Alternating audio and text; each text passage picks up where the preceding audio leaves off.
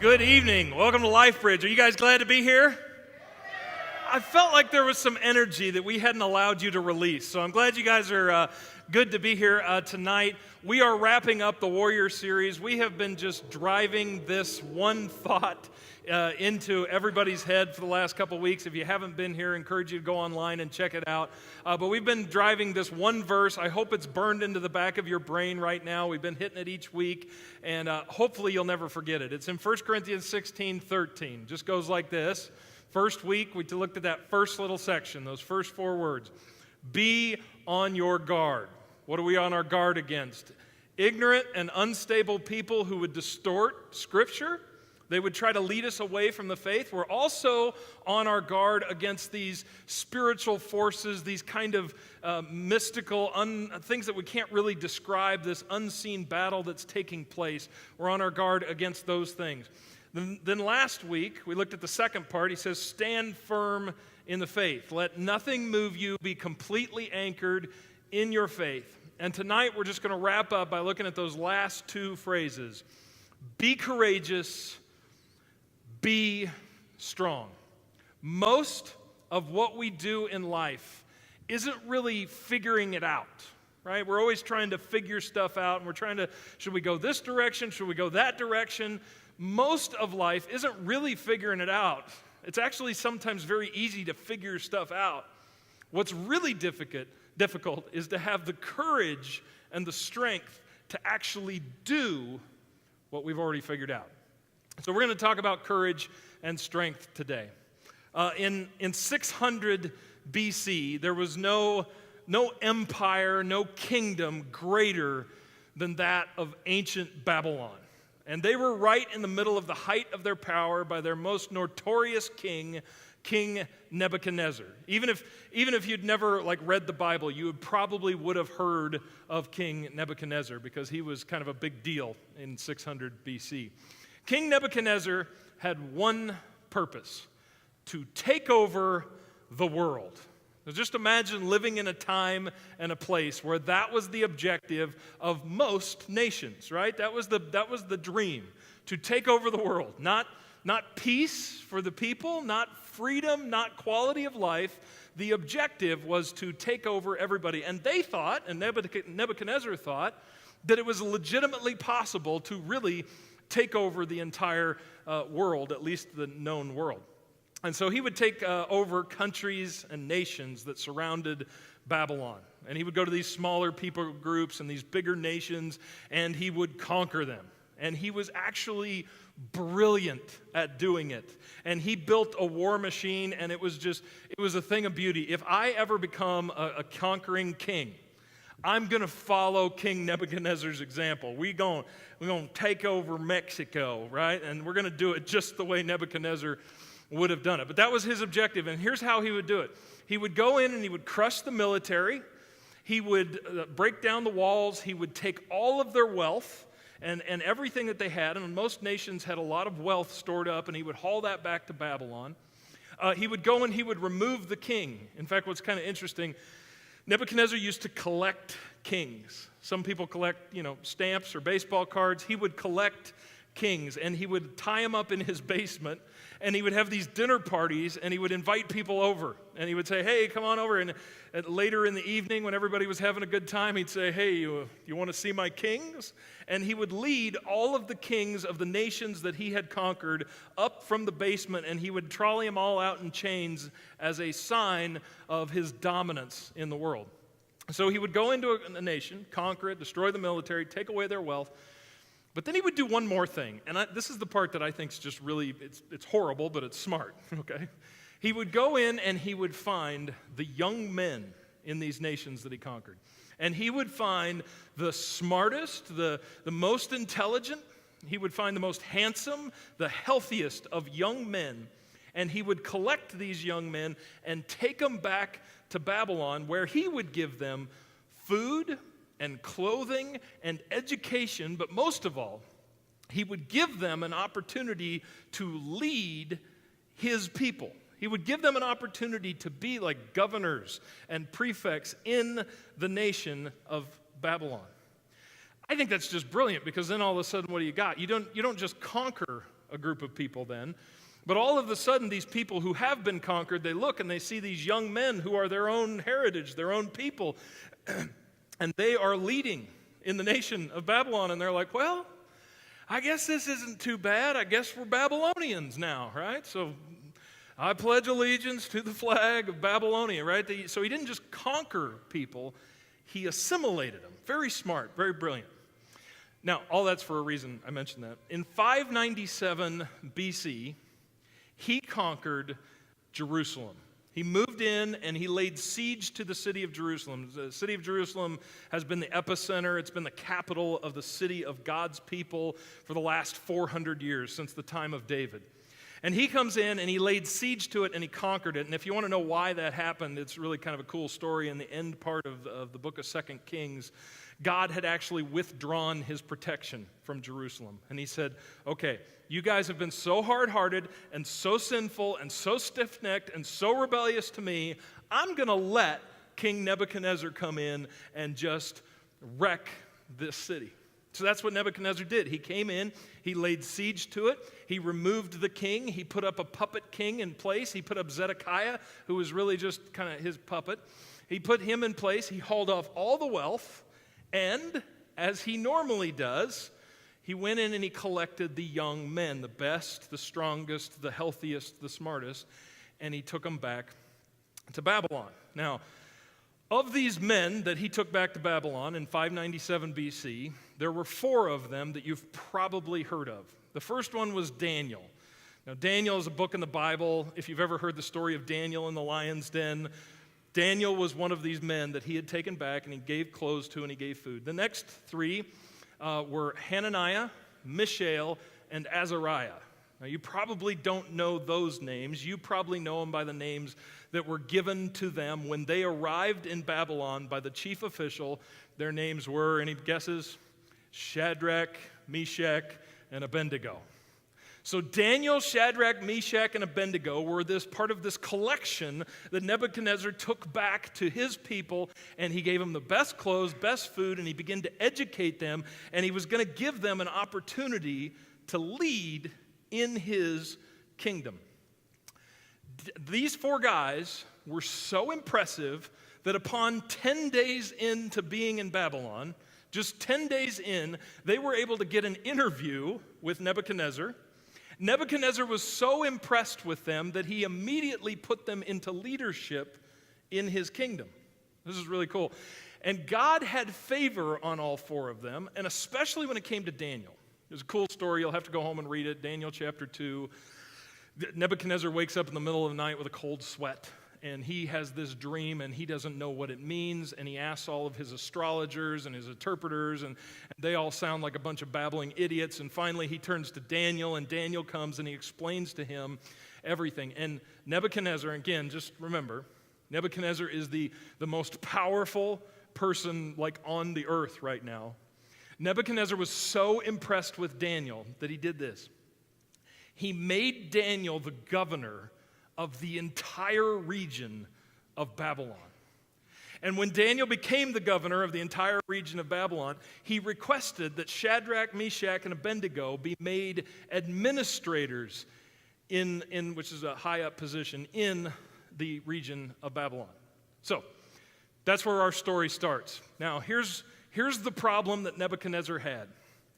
Nebuchadnezzar's got all these different people groups, right? People that he's conquered and all these young men and these new leaders it's just a melting pot of different people from every place. And he needed them to be unified and all on the same page. But the problem is they all come from different religions and backgrounds, and depending where they're from, they have idols that they worship, and they have other gods that they worship. And he especially is aware that Daniel, Shadrach, Meshach, and Abednego serve another god besides his. And he knows that if we're going to all be one big happy family, if we're going to be on the same page, if we're going to move forward as a large, powerful nation and continue to fuel the war machine, we've all got to be on the same page. So here's what he does. Daniel chapter 3, verse 1.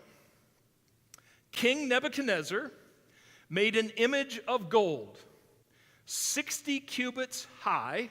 60 cubits would be roughly 90 feet tall. 90 feet tall and 6 cubits wide, which would be about 9 feet wide. So just a little bit of perspective. This roof on this building, the top of this, is 25 feet.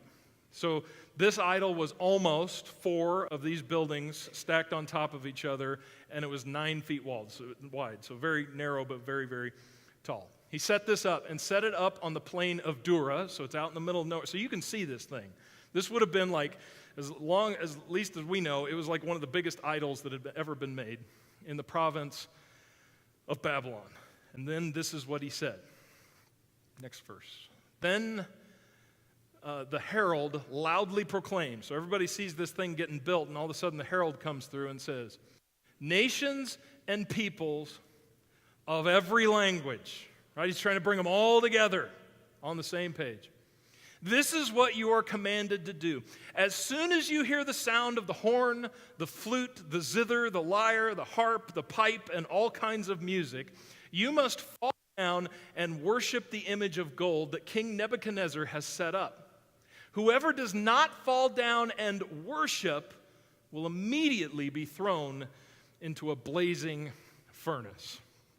Now, we had these large furnaces, not the one in your basement. These are large furnaces that they would melt gold with and stuff like that. He had these large furnaces, and he says, you're going to do this. Now, what is Nebuchadnezzar doing?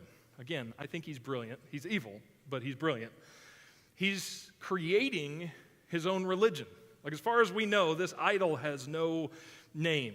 This is a new thing. And he's saying, we're going to all get together, and we're going to all worship. I'm going to build the biggest, baddest idol, and everybody's going to worship it, and we're going to be one big happy family. And essentially he's saying, it's not enough that you just do what I tell you to do. It's not enough that you're just a part of my kingdom. It's not enough that you serve here. I want your worship. So this is the scene that's set, and he said to do this. Now, Shadrach, Meshach, and Abednego, as you probably heard, you know at least a little bit of the story, Shadrach, Meshach, and Abednego decided to not. Now, I want you to think about this. Think about how much courage and strength it would have taken. I mean, it's hard enough to be obedient and faithful in your own country among your own people, right? It's hard enough around your own people, and they all believe in the same thing. It's hard enough to say, hey, guys, we should probably follow God's commands. We should probably do what God wants us to do. That's tough. But Shadrach, Meshach, and Abednego are a long ways from home. There isn't anybody that they know that's on the same page. They're among other people, and they see everybody else fall down. What are they? The flute, the zither, I don't know what these things are, the lyre, the pipe, these all begin to play. There was just a grand commotion, and all of a sudden, everybody drops to the ground.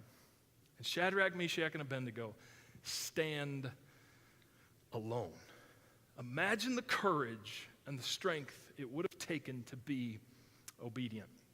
He continues on in Daniel chapter 3. At this time, some astrologers came forward and denounced the Jews, Shadrach, Meshach, and Abednego. They said to King Nebuchadnezzar, may the king live forever. Suck up. Your majesty has issued a decree that everyone who hears the sound of the horn, the flute, the zither, the lyre, the harp, the pipe, and all kinds of music must fall down and worship the image of gold, and that whoever does not fall down and worship will be thrown into the blazing fire. Right? So they're coming in and they're telling him stuff he already knows.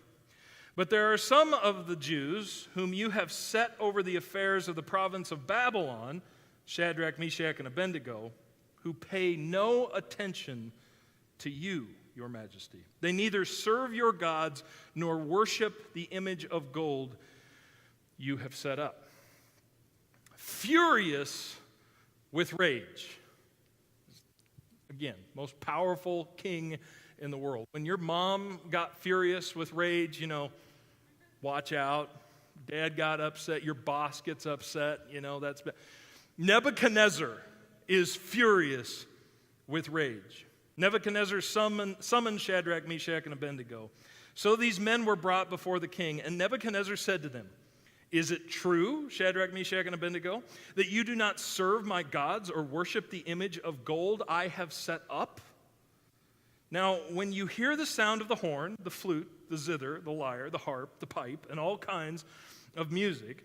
If you are ready to fall down and worship the image I made, very good. Again, he respects these guys. He's seen a lot of potential in them. He doesn't want to throw them in the blazing furnace, so he's given them one more chance. But if you do not worship it, you will be thrown immediately into a blazing furnace. Then, and this is the question that probably really got God's attention. Then what God will be able to rescue you from my hand? Now listen to this response. This is great. Shadrach, Meshach, and Abednego replied to him, King Nebuchadnezzar, we do not need to defend ourselves before you in this matter. Sometimes courage isn't really explaining what you're doing, it's just doing it. It's letting your obedience, your actions take place. They come before Nebuchadnezzar and they say, we don't need to defend ourselves. We don't need to defend ourselves. See, they could have defended themselves. They could have said, oh, great and mighty, King Nebuchadnezzar, we just want you to understand our situation. About 800 years ago, our God led us out of Egypt. Now, that probably would have gotten King Nebuchadnezzar's attention because he hates Egypt. They are the only power that really, he just grinds his bones anyway. King Nebuchadnezzar, we got led out of Egypt by this servant named Moses. You may or may not have heard of him. And when God led us outside of Egypt, he gave us the law. He gave us this command, and he said, this is who you're supposed to be. And he gave us this thing called the Ten Commandments. And great King Nebuchadnezzar, please just hear it out. 800 years ago, our people started following those 10 commandments. And the first of those 10 commandments is, you will not have any other gods before me. And the second of the 10 commandments is, you will not bow down to any graven images. And so, King Nebuchadnezzar, please let us off the hook. Please understand our situation. They could have defended themselves, but they came and said, no, we don't need to defend ourselves before you. I can't help, every time I read this story, I can't help but think of Jesus. Jesus stood on trial the night before he was crucified. He stood before Herod, and Herod asked him a bunch of questions. And you know what? Jesus remained absolutely silent. It drove Herod crazy. He asked him all these questions, and Jesus would not speak to Herod. Jesus stood trial before Caiaphas, and he did not defend himself. Jesus stood trial before Pilate, and he did not defend himself. Here, Shadrach, Meshach, and Abednego, with great courage and great strength, stand before the person that can deliver them, and they choose not to defend themselves. Verse 17. If we are thrown into the blazing furnace, the God we serve is able to deliver us from it, and he will deliver us from your majesty's hand.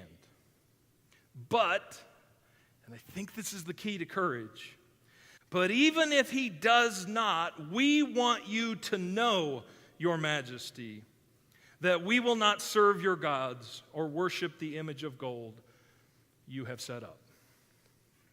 Now, I want to take a time out from the story just for a minute, because I think this is the moment where we get a little taste, a little understanding of courage and strength. Here they stand before the king, and they have played out the what-if scenarios. They've already thought through these. They've thought, okay, so maybe God shows up and everything's great, or maybe we die. They've thought through this, and they've gone, we are okay with either what-if scenario. Now, I want to take a pause from that story. I want to fast forward to our life, and I want to talk about some of our what-if scenarios. Because the thing that immobilizes us from being courageous and being strong is because we start thinking about all the potential possibilities of how our life's going to change and what's going to happen. And a lot of times, these what-if scenarios, they paralyze us. So I want to give us kind of a taste, kind of a reminder of what some of our what-if scenarios are. So just as an example, you might be sitting out there going, what if he or she leaves me? This is actually very common. Somebody comes to faith in Christ and they say, yep, I want to follow God. And maybe they're married or maybe they're dating and they have a significant person in their life. And deep down they know. They know if they were to be completely obedient to God, if they were just to do what God had called them to do, that person that they love more than anything else, they might look at them and walk away. That's a very legitimate what-if scenario for many people. The second one's kind of like it. What if I'm alone for the rest of my life? Okay, I want to talk to you single people out there. I don't know if we have very many single, but if you're single out there, I want you to know, I know it's slim pickings out there, okay? If you're single or you're divorced, my wife and I every once in a while play this really dumb game. This is stupid. We play the game like, okay, so if you die, who do you want me to marry? Again, this is a stupid game. Do not play this. But how many people have played that game? At least a little bit. Okay, there's a bunch of stupid people out here. So if we've thought through this before. It's dangerous. You gotta be smart going into this conversation. But with my wife, honestly, I turned to her and I no offense to any of the single men that I know here at LifeBridge, but I turned to her and I was like, baby, if I die, you're just gonna have to live alone for the rest of your life. Because anyway, just again, no offense to any. I know it's slim pickings out there. And ladies, you've found a guy, maybe you've finally found a guy who, he holds down a job and he doesn't wear socks with sandals, and that's like your whole standard right there, right? It meets every qualification you have. And you know that if you were to be obedient, if you were to say, I'm going to follow Jesus, I'm going to be obedient to him. And maybe that means a bunch of different things. Maybe that means that you say, yeah, we're not having sex until we get married. Maybe it means a lot of different things, but I'm going to follow Christ. You know that he might walk away, and if you don't grab him, you may be alone for the rest of your life. And that is a very real what-if scenario for you. Next one. What if I'm poor? What if I follow God and he wants me to give all my money away? What if I don't get that car or that boat or that house or that whatever that I want in my life? What if I end up poor? Next one. What if I sound stupid? Now that might sound really juvenile, okay? But this on the list, this is probably one that we can all identify with. This might sound like something that I would say to middle school or junior high, right? Like what if I sound stupid when I begin to talk? But this is very legitimate. And a lot of times the reason we hold in and we don't want to follow God and we don't want to have those conversations and we kind of hide the fact that we're Christians, right? We're playing the undercover Christian game. The reason we hold back and we aren't obedient to God is because, man, what if I say something and I sound stupid, right? I've seen your Facebook pages. You say stupid things, right? That's just a part of being a human being, but there's this paralyzing fear. Oh no, what if this happens? Next one. What if they make fun of me? Again, this might sound like something I would say to middle school or high school, right? But again, adults, we are just grown up, and it's really still high school out there, isn't it? You didn't think it was going to be high school, but it's still high school. There's still peer pressure, and people are still immature, and people are very superficial, and it's a different venue, but it's still just high school. And we're like, what if people make fun of me? Like, what if they ostracize me? What if my friends don't want to be my friends anymore? Next one.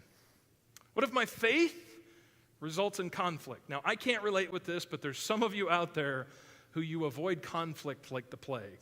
Oh, I can't stand conflict. Now, some of you enjoy conflict way too much, and there's a whole separate message for you. But some of you is just like the worst possible thing is that you would have conflict, and you know that being obedient to Christ and following what God wants you to do, it might result in conflict. Another one. What if I disappoint someone? Man, I really want to go to your church, and I really want to follow Christ, and I really want to do, but what are my parents going to say? Next one. What if God interferes with my plans? This is terrifying to most adults, right? Because we got out of the house and we're free and we get to do whatever we want and we've got plans. We're going places, baby. And and God's going to interfere with our plans. Or maybe your plans are just my biggest dream. My goal in life is to end up on a couch at the end of the day, right? That's the big plan. That's the dream, right? What if God interferes with that? And last one, what if it's not as much fun? Now, this is just a brief picture. Yours may not be up here on the list, but I want to get an idea of what are the things that paralyze us? What are the things that keep us from having courage and having strength? And I can guarantee you it's these what-if scenarios. Now, I want to take that and I want to hold it up against the Shadrach, Meshach, and Abednego scenario. They came to Nebuchadnezzar and they said, we don't need to defend you. And they said, we've thought through it. There's a best case scenario and there's a worst case scenario. What was their best case scenario? The best case scenario as they went Nebuchadnezzar was simply, God's going to deliver us and everything's going to be wonderful. And they said, we accept that, we trust in that, we believe in this. But they also had a worst case scenario as they came before Nebuchadnezzar. And what was their worst case scenario? We all burn to death, right? That was their worst case scenario. And yet they, and this is the power of this story, they had decided that that was okay too. They had decided that even if God did not deliver them, they were okay with it. Now, think about that. Think about their scenario. And then I want to show you that list again. Now let's go back to our what-ifs. We're afraid we're going to be alone. We're afraid we're going to be poor. We're afraid we're not going to have as much fun, or God might interfere with our plans. Now, I don't want to offend anybody or put like a bunch of condemnation on your head or anything, but this list, the list that we in the 21st century, first world people, our what-if scenarios, the things that keep us from being bold, these are weak. These are insulting to God. This shows so much weakness inside of us. And I want to leave you with this phrase, or as we talk through this story, I want you to hear this phrase. It looks like this. The truly courageous have accepted every possible consequence of obedience. Truly courageous people. See, courage isn't saying, well, I believe in God and I have faith in God and I have courage that God's going to deliver me no matter what. The truth is, God doesn't always answer your prayers and God doesn't always deliver. John the Baptist was in prison and had his head cut off. Samson lost all of his powers and had his eyes gouged out. God doesn't always show up, at least the way that we think that God's going to show up. And the truly courageous people have looked at every possible scenario. Yep, they're going to make fun of me. Yep, I might spend the rest of my life alone. Yep, the worst thing might happen. Yep, we might all burn to death. And that's okay. And that's okay.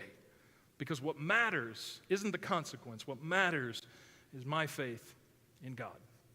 Now, the story goes on. And in this scenario, you see God show up in a very powerful and awesome way. It says, then Nebuchadnezzar was furious, even madder than he was before. He was already furious, but now he's even madder. He was furious with Shadrach, Meshach, and Abednego. And his attitude towards them changed, and he ordered the furnace to be heated 7 times hotter than usual, and commanded some of the strongest soldiers in the army to tie up Shadrach, Meshach, and Abednego, and throw them into the blazing furnace.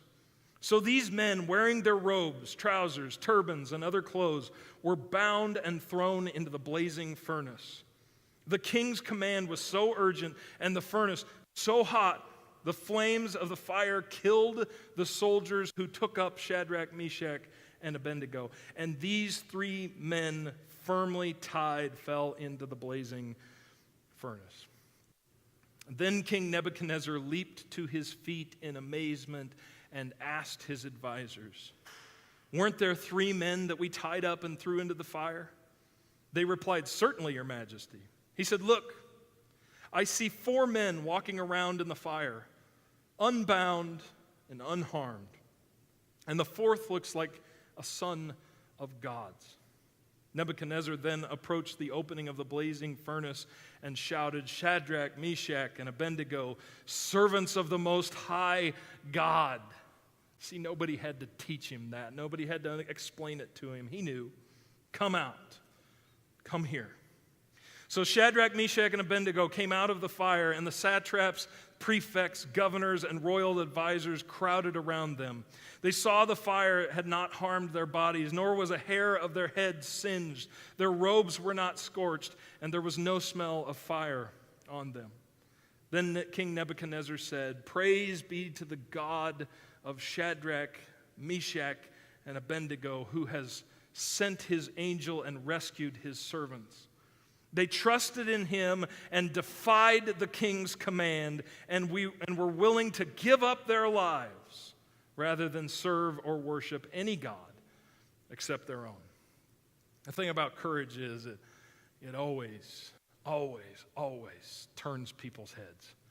Nebuchadnezzar is saying, "I am so amazed, and it is so awesome that you guys defied me. Therefore, I decree that the people of any nation or language who say anything against the God of Shadrach, Meshach, and Abednego," Nebuchadnezzar, you can't blame him, he's an ancient king. He kind of goes a little too far. He says that if they defy their God, they be cut into pieces and their houses to be turned into piles of rubble, for no other God can save in this way. Then the king promoted Shadrach, Meshach, and Abednego in the province of Babylon. Now, I want you to think through what is your scenario? What's your what if? What's the thing that holds you back? When you have conversations with people and you see a weakness coming out in you, what's the thing that's holding you back? And in those moments, when that happens, I want you to ask yourself this question. If I could leave with any question tonight, just ask yourself this question: what would someone with courage do? Step back from the situation. Look at the decisions you're making and the conversations you're having. Look at the weakness inside of you and say, what would somebody with strength do? What would somebody who is bold do? And then do it. What would Shadrach, Meshach, and Abednego do? I want to leave you with Paul's verse as he wraps up 1 Corinthians 16 one more time. Be on your guard. Stand firm in the faith. Be courageous. Be strong. Let me pray for you.